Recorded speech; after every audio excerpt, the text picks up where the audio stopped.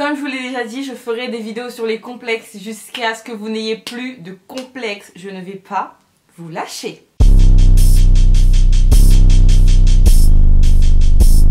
J'ai fait une vidéo sur comment se débarrasser de ces complexes là tout de suite maintenant, que je t'encourage à regarder tout de suite parce qu'elle est un peu plus longue, elle est plus condensée, il y a plus d'infos dedans. Puis j'ai fait une vidéo qui s'appelle 5 femmes qui ont réussi grâce à leurs complexes. Ça montre en gros des femmes qui se sont servies de leurs faiblesses pour en faire des forces et pour aujourd'hui exceller. Avant toute chose, je vais donner des conseils évidemment, mais si vous avez des conseils, des expériences de vie, des déclics qui vous ont aidé à vous sentir mieux, c'est tout de suite qu'il faut le dire dans les commentaires, enfin du moins à la fin de la vidéo ou au cours de la vidéo. N'hésitez pas à partager les choses qui vous ont fait changer d'avis, qui vous ont fait vous sentir mieux, qui vous ont changé votre vision de vous-même ou votre vision des autres. Cette vidéo elle sert, mais si vous pouvez aussi vous répondre entre vous, vous donner des conseils entre vous, vous entraider entre vous, filles comme garçons, dans les commentaires, n'hésitez pas à vous soutenir et à vous donner des conseils, ça me fera extrêmement plaisir. Pour ceux qui me suivent sur Snapchat, vous savez à quel point je m'en fiche de me montrer sans maquillage, je m'en fiche de me montrer avec des coiffures incongrues, je m'en fiche de me montrer avec des masques sur la gueule, je m'en fiche de me montrer en pyjama, je m'en fous.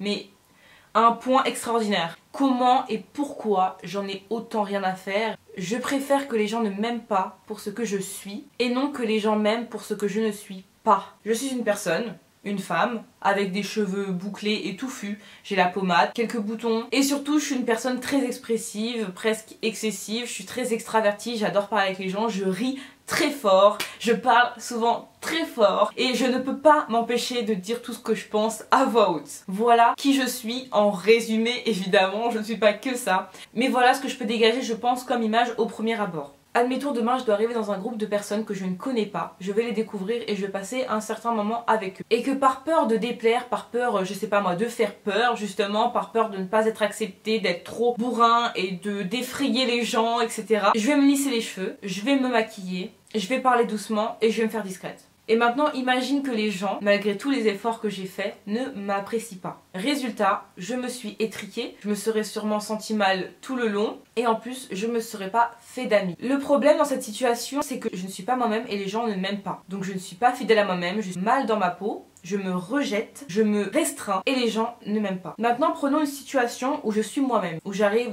de façon très extravertie en parlant avec tout le monde, en parlant fort comme d'habitude, en riant fort comme d'habitude, en pensant à voix haute comme d'habitude, avec ma grosse touffe de cheveux, sans maquillage, comme ça, comme je suis, 100% naturelle.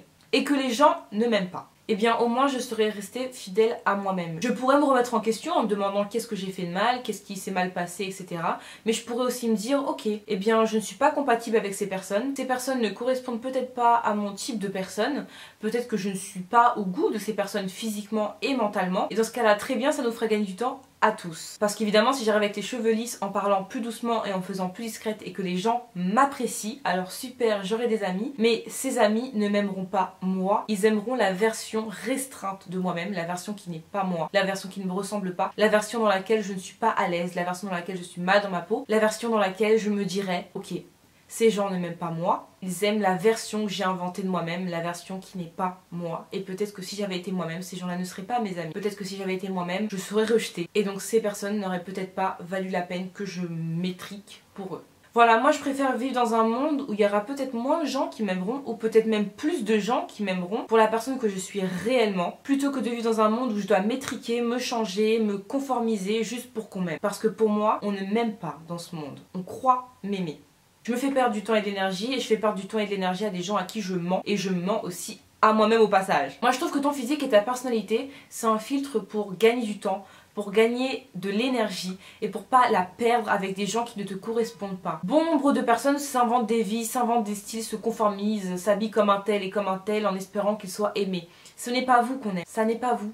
On aime une version de vous inventée qui n'est pas qui vous êtes. Et moi à aucun moment j'ai envie d'être aimée pour qui je ne suis pas. Voilà pourquoi je me montre sans maquillage, voilà pourquoi j'en ai rien à faire de me montrer comme ci ou comme ça. Parce que je me dis quoi? Je me dis ok, si je sors habillée comme ça, comme j'aime être habillée, si je sors comme je suis bien comment je suis habillée, je me dis ok, eh bien les personnes à qui je plairai quand même comme ça, ils m'aiment réellement pour qui je suis et je ne perdrai pas mon temps avec. Alors que si je m'étrique, si je change mon style, si je change ma façon de m'habiller, de me maquiller, de me coiffer, si je change qui je suis réellement, les personnes que j'attirerai seront pas des personnes qui me correspondent. Donc quand je me montre sur Snapchat comme du n'importe quoi, c'est ma façon de vous dire hey, je suis comme ça. Si tu ne m'aimes pas, c'est le moment de partir. Le temps c'est précieux, hein. Moi tu me fais pas perdre du temps et j'ai pas envie de te faire perdre ton temps non plus. Je suis pas une imposture, je suis pas là pour faire hey, je suis un cheval. Ah bah non, j'étais un zèbre. Ça veut pas dire qu'il faut jamais se remettre en question, qu'il faut pas savoir se mettre en valeur et qu'il faut tout à fait être naturel et jamais se dire tiens je suis parfaite et je vais emmerder le monde. Ça veut juste dire de se demander qui on a envie d'être et qui on est réellement au fond de nous. Quel comportement on a assimilé parce qu'on copie un tel ou un tel et quel comportement on a réellement envie d'avoir, quel comportement nous correspond le plus. Et c'est une vraie question, je pense que quand on agit, quand on parle, quand on se comporte avec les gens, il faut réellement se poser la question, est-ce que ça me correspond? Est-ce que je me sens soulagée de dire ça? Est-ce que je me sens bien de dire ça? Ou est-ce qu'au contraire j'ai des petits remords à me comporter comme ci ou comme ça, ou m'habiller comme ci ou comme ça? Est-ce que ça me correspond réellement? Si demain je rencontre 30 personnes, je préfère qu'il y en ait 20 qui ne m'aiment pas comme je suis et 10 qui m'aiment réellement comme je suis, plutôt que 20 qui m'aiment pour ce que je ne suis pas et 10 qui ne m'aiment pas alors qu'ils auraient aimé la personne que je suis réellement et qui méritent eux mon temps et mon énergie. Et ben écoutez, n'hésitez pas à donner tous les conseils que vous pouvez donner dans les commentaires, si vous pouvez partager votre avis, vos conseils et surtout vous parler entre vous. Hein, s'il y a une petite de 13 ans qui est pas dans sa peau et qu'il y a une meuf de 25 piges qui a passé par là, si elle peut venir lui donner un petit conseil parce qu'elle a vécu la même chose dans les commentaires, ça fait plaisir, même si moi je réponds à tous les commentaires. Plein d'expériences comme ça qui se partagent, ça peut vraiment aider des gens. C'est des vidéos qui me tiennent vraiment à cœur, les vidéos comme ça. J'espère qu'elle vous a plu. Et sur ce, je vous fais de gros bisous et je vous dis à bientôt en espérant que je vous ai aidé ne serait-ce qu'à 1%. Je vous fais des gros bisous et je vous dis à bientôt. Bye!